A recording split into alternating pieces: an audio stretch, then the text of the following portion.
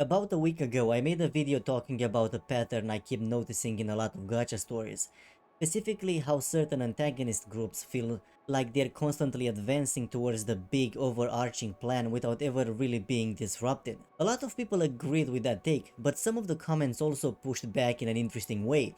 Not so much by saying the pattern wasn't there, but by asking a very fair question: what would meaningful change actually look like in a story like this? And the more I thought about it, the more I realized that this is one of those topics that sounds simple on the surface, but gets much more complicated the moment you slow down and really try to define it. Because the issue isn't just about villains winning, or recurring antagonists, or long-term plans. Those things can all work. The problem starts when nothing about the conflict itself is allowed to change. So in this video, I want to dive a little deeper into that idea. I want to talk about what role villains actually play in stories, why change matters more than victory in long-running narratives, and why some gacha stories manage to keep tension alive while others slowly lose it. And to do that, I'll be looking at two concrete examples, one where this kind of structure works surprisingly well, and one where a really big opportunity for change was missed. Before we get too deep into specific games or examples, I think it's important to step back for a moment and talk about what villains are actually supposed to do in stories, not just in gacha games, but in general. At their core, villains aren't just obstacles. They're not there to simply oppose the protagonist or give them something to fight against. Their real function is to apply pressure in a way that forces change. And that's an important point, because villains and protagonists don't exist in isolation. They're part of the same system. The villain pushes, the protagonist responds, and over time that back and forth should reshape both sides. That's how stories feel like they're moving forward, even when the overall conflict isn't close to being resolved. This is also why I want to be very clear about what kind of antagonist I'm talking about here, because this came up a few times in the comments. For example, some people brought up the Observers, this Tier 5 civilization that's been present since the first game of Arknights, and is tied to a lot of the larger mysteries of the world, and that's a completely valid point. But that's also a very different kind of antagonist, serving a very different narrative role. The observers are closer to a background force, something abstract, systemic, and long-term. They're not meant to be confronted directly in the same way, and analyzing them requires a completely different conversation.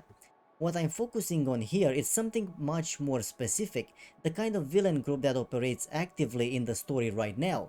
In Enfield's case, that's the antagonist organization we've already seen through its individual members. The ones who show up, interact with the protagonist, and move the plot forward on a more immediate level. Another question that came up was whether a villain losing would just end the story altogether, and no, that's not what this is about. A villain losing doesn't have to mean being defeated permanently, killed off, or written off the narrative. Loss can be partial, it can be temporary, it can force a change in approach without resolving the larger conflict. In fact, in long-running stories, that kind of loss is often what keeps the story alive, because it prevents the conflict from becoming predictable. A third point I saw a lot was the idea that it's still too early to judge, that we don't really know how Enfield would handle this antagonist group yet, and that's fair, to an extent. We can see the future, and the story could absolutely go in a different direction later on. But at the same time, stories don't exist in a vacuum, they set expectations. And by the end of the current main story, Enfield established a very clear picture of what this antagonist group is, how they operate, and what their role in the narrative is likely going to be. That's where my concern comes from, not because I know for certain how things will play out, but because the structure being set up right now looks very similar to patterns we've already seen in games like Genshin and Wuthering Waves. Long-term antagonist groups with big plans that continue largely uninterrupted from arc to arc. I'm not saying Enfield would repeat that pattern, I'm saying that at this point in the story, the expectations being set make it feel like that's the direction it's leaning toward. And that's why it's important to talk about what meaningful change actually looks like in this kind of stories. Not as a prediction, but as a framework. Because once we're clear on that, it becomes much easier to explain why some long-running narratives stay engaging, while others slowly start to feel repetitive. So before we get into specific examples, I want to slow down for a moment and be very clear about what I actually mean when I talk about meaningful change, because this is where a lot of the confusion tends to come from. When people hear that phrase, it's easy to assume I'm saying that villains need to be defeated or killed off, or that their entire plan needs to collapse every few chapters. And that's not what I mean at all. In long-running stories, especially ones that are meant to last for years, it's completely normal for villains to stick around. It's normal for them to have a long-term goal that doesn't get resolved quickly. None of that is a problem by itself. The problem starts when the goal becomes untouchable, when no matter what happens, the way the villain pursues it never really changes. What I came to realize is that meaningful change doesn't have to be dramatic. It can be small, it can be messy, it can even look like a loss that doesn't matter in the moment, but it has to break the status quo of the conflict in some way. And by status quo, I don't just mean the world, I mean the relationship between the protagonist and the antagonists. These two sides aren't separate systems, they define each other. The villains apply pressure, the protagonist responds, and over time that back and forth should force both sides to adapt.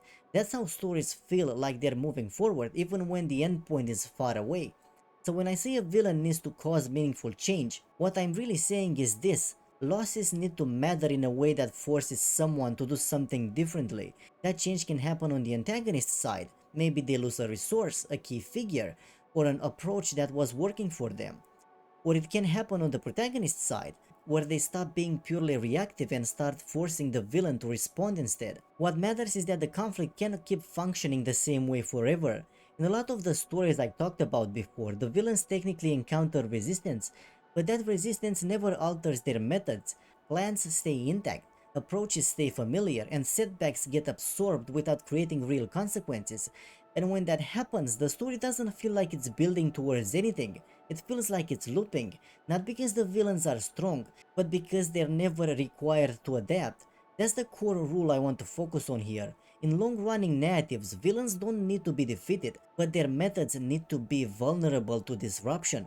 Once losses stop forcing change, tension disappears, not all at once, but gradually, as the audience realizes that no matter what happens, the conflict will reset itself and continue in the same shape. With that in mind, I want to look at two examples, one where this kind of adaptation actually happens, and one where the perfect opportunity for it was missed.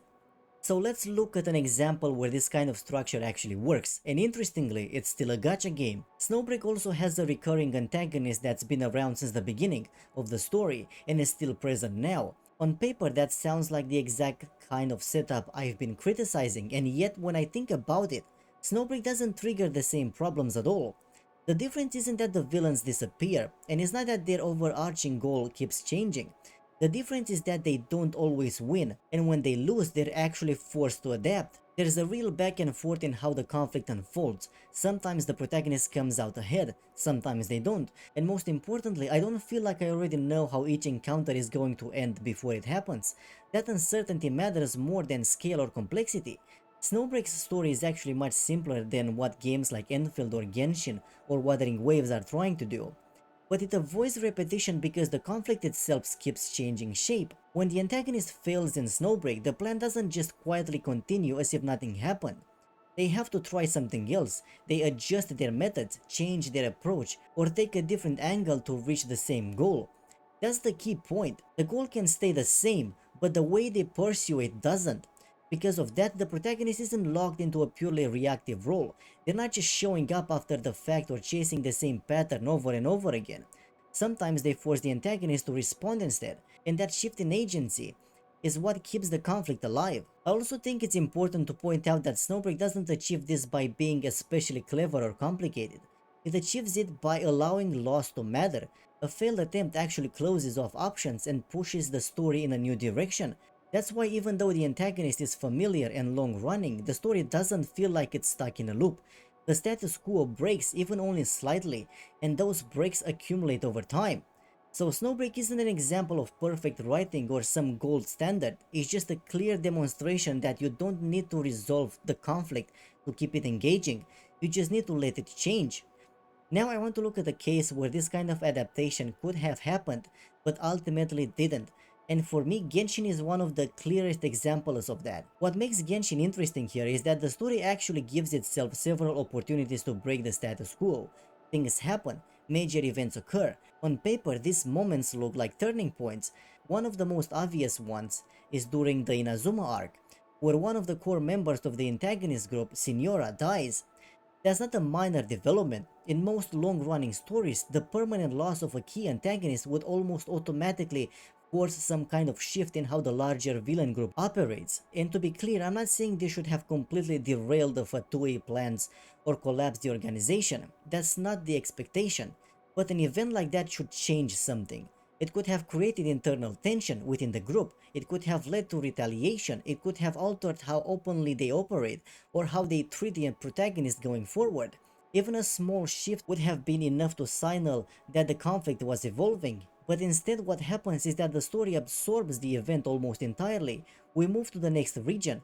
The Fatui continues pursuing the same overarching goal in the same way, and the protagonist's relationship to them stays largely unchanged.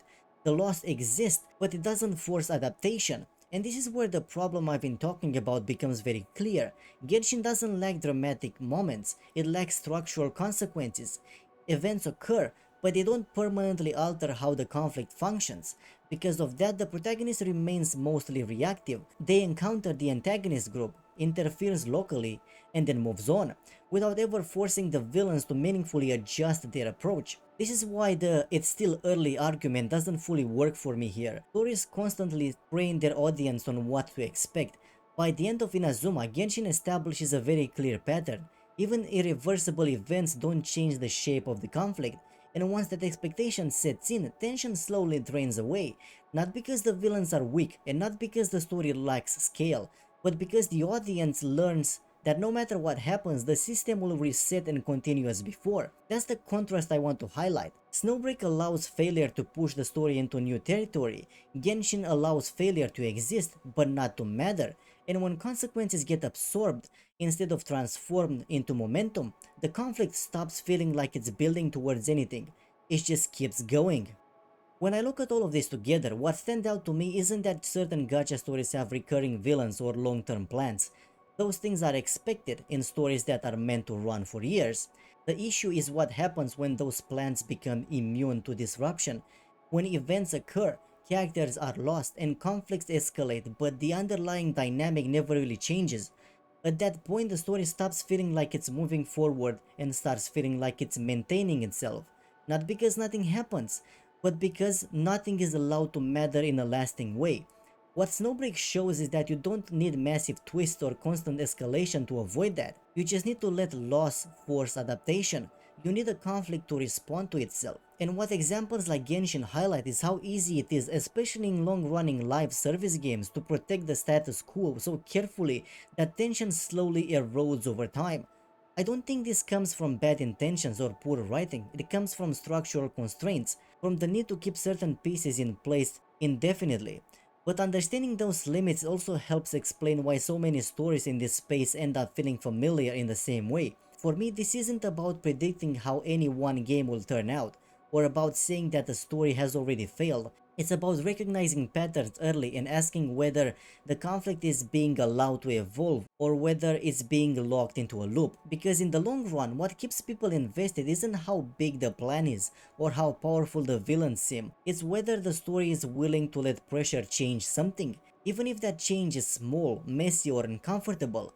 And that's the difference between a conflict that feels alive and one that just keeps going. If you enjoy this kind of deeper, more structural discussion about storytelling, feel free to leave a like. It really helps this video reach the people who might be interested in them. And if you want more videos like this looking at narrative patterns in gacha games and other long-running stories, consider subscribing. That's pretty much what this channel is about. I'm also curious what other people think about this, especially if you read these antagonist groups differently or have examples where this kind of structure works or fails. So feel free to share your thoughts in the comments. And if you haven't seen the previous video that started this whole discussion, I'll leave it on the screen here. It might give a bit of context to what I'm talking about. Thanks for watching, and I'll see you in the next one.